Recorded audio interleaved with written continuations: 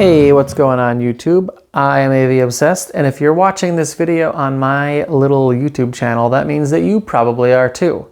And if you can't tell by the nondescript brown box sitting to my right, today I'm doing my review of the Rel Classic 99 subwoofer.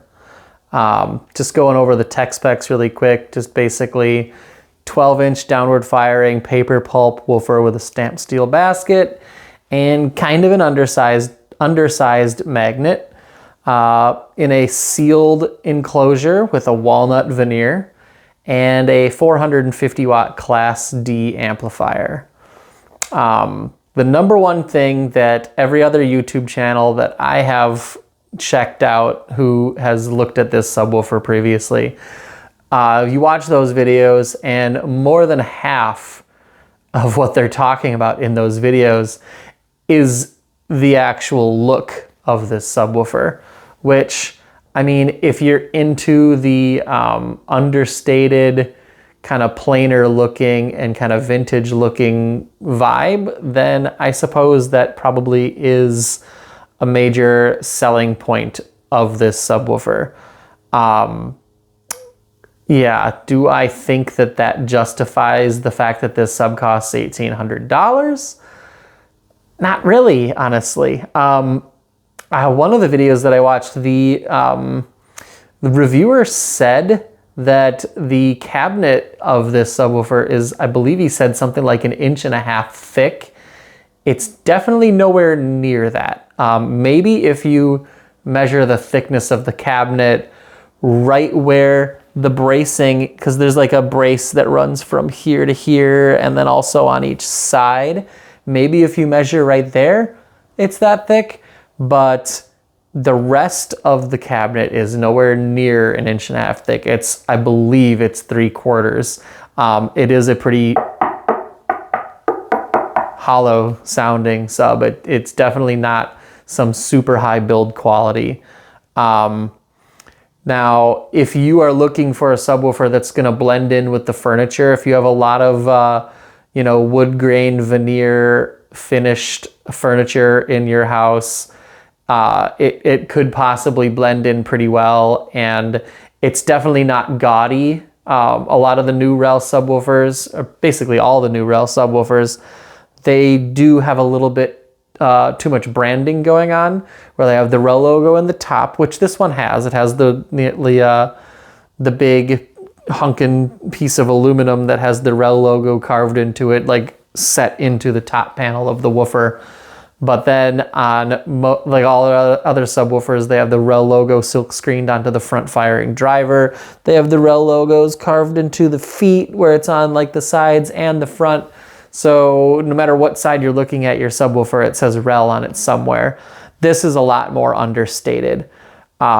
One thing that's unfortunate though is the fact that it's just this one shade. It'd be kind of nice if they gave you more shades of this wood grain veneer, because like I have a walnut salamander stand here, but it's much lighter than the finish on this subwoofer. I mean, I'm not keeping the subwoofer either way, so it doesn't really matter for me, but I could see some people, wanting at least like a lighter and then maybe a darker shade or something, but they just give you the one option.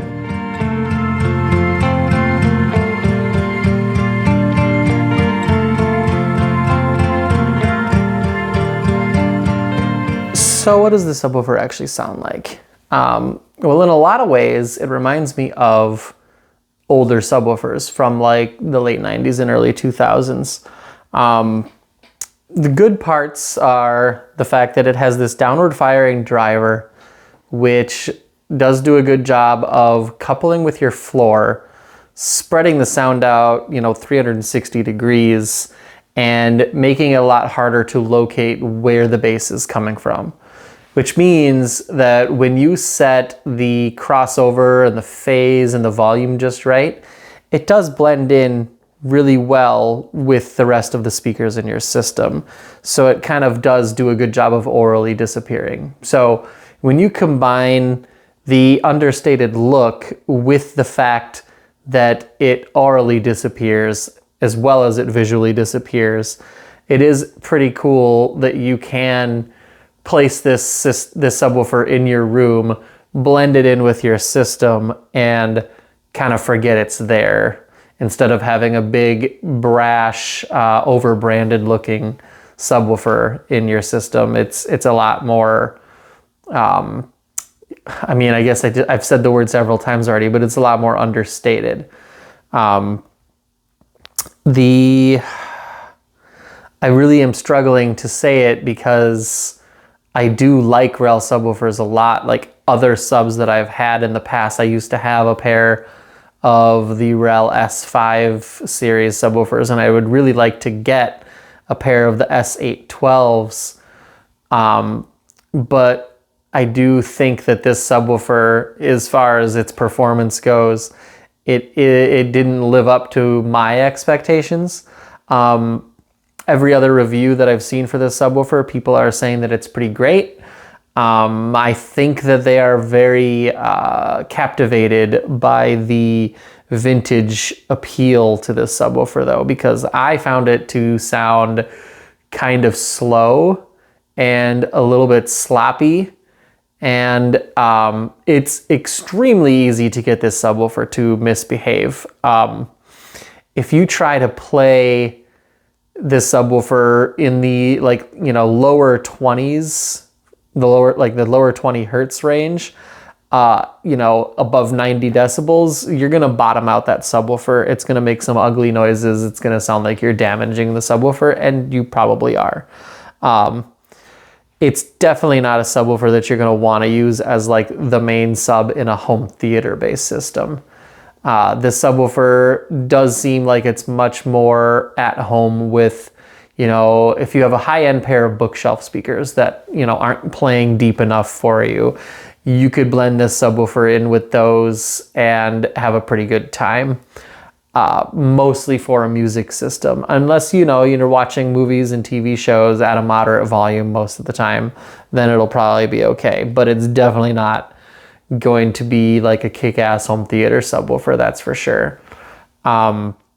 It's not going to be particularly well suited for a system like mine, where I already have a pair of towers that each have two 8-inch woofers in them.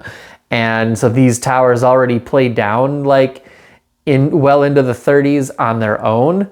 So while this subwoofer did add, a decent amount of foundation to the system for music, I did not feel like it sounded better than my reference subwoofer that I've been using for like the past 9 months, the SVS SB4000. I know everybody always says that, SVS subwoofers are home theater subwoofers. They're not music subwoofers. I am going to call 100% BS on that, because that subwoofer, it is so much faster and tighter than this Rel here. This thing, when I said it kind of reminds me a lot of older subwoofers, like not just in its look, but its sound, because a lot of the older subwoofers from like the late 90s, early 2000s were very slow and sloppy, and they didn't have a lot of punch. They were kind of like, boomy. This subwoofer really did kind of remind me a lot of those subwoofers, which isn't necessarily a good thing. Yeah,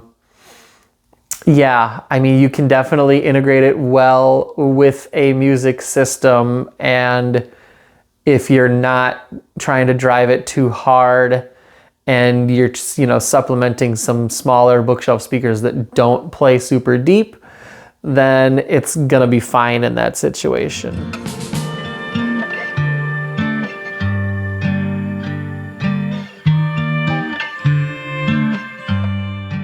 So that previous section where I was talking about the sound of the subwoofer probably sounded really negative. So everyone has probably either tuned out already at this point.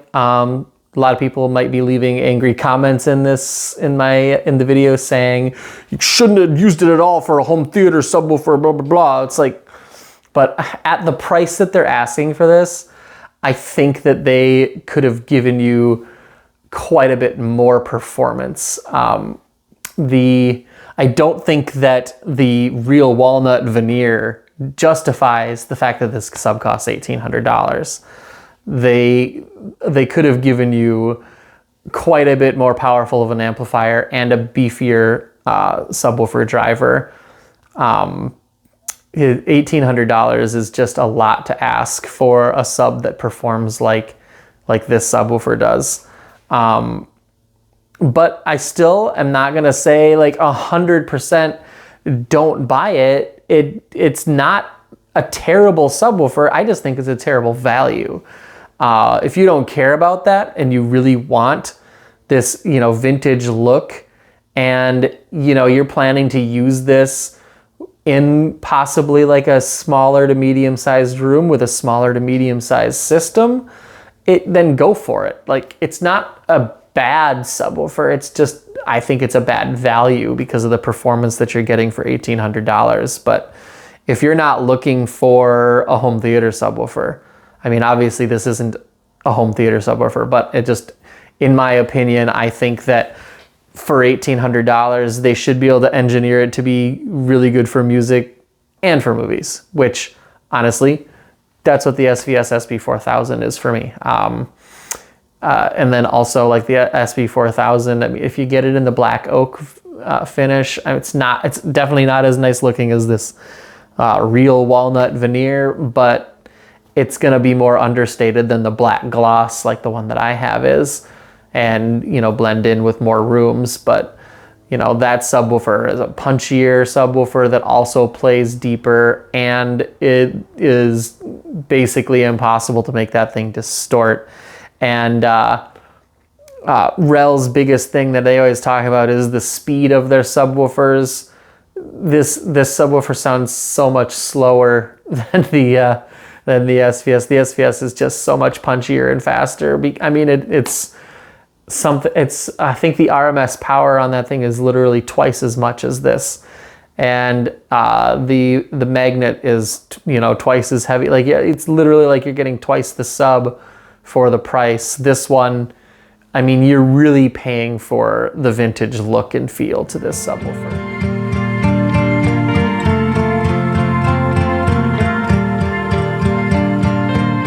So, if you like seeing a completely unbiased and unfiltered review of things like subwoofers, speakers, and eventually I'm gonna get to amps and receivers, stuff like that, then subscribe to the channel, click the notification button, like the video.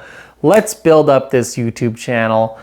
I need to start being able to get manufacturers to actually send me stuff so I don't have to keep buying things like this and returning them to stores, because they're probably going to start hating me after a little while. So subscribe, like, spread this video around to anybody you know that likes audio, and you'll see me in the next one. YouTubers always say, I'll see you in the next one, but I'm not going to see you guys, you'll see me. So that's how that actually works, this whole YouTube thing. So you'll see me in the next video. Bye.